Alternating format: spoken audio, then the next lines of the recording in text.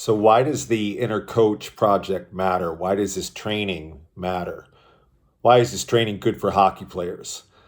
I feel like I got something to say about that with the experience that I have on all sides of training.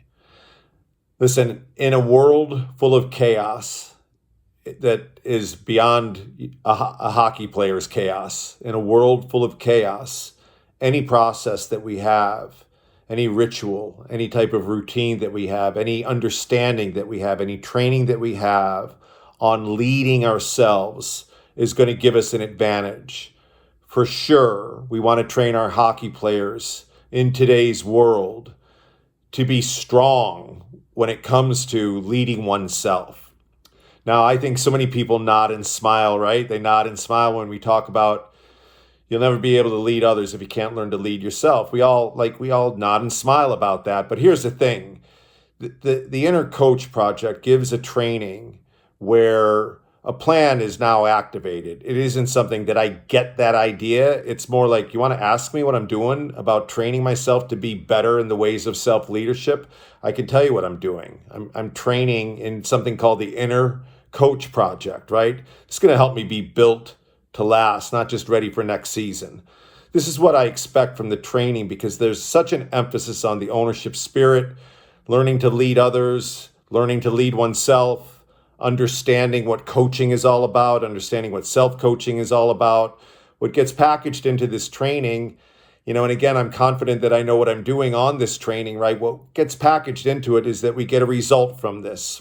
And it's a more self-aware athlete. This makes for a better leader, right? Because there's a better understanding of this is how I think. How does that relate to how leaders think? This is how I think. How does that relate to my values? We all have, and this happens big time, throughout the season.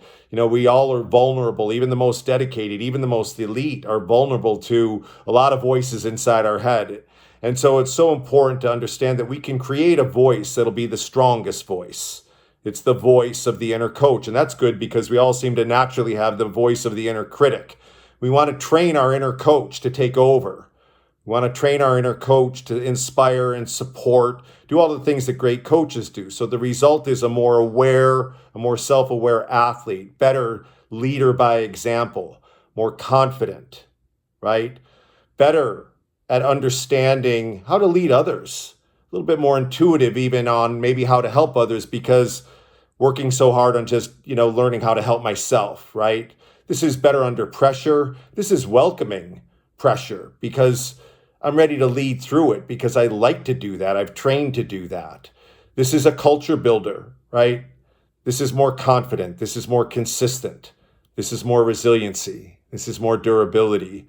This is kind of that cool feeling of being more ready. Now, the thing is that if we're looking for next season to be our greatest season ever, which we should, then we need to look at this off season. And we need to ask ourselves about this off season.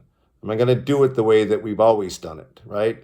And maybe the important idea is that would this idea that I have, would this be a good thing to add? The Inner Coach Project. Let's train your leaders. Let's train your team to understand what that's all about.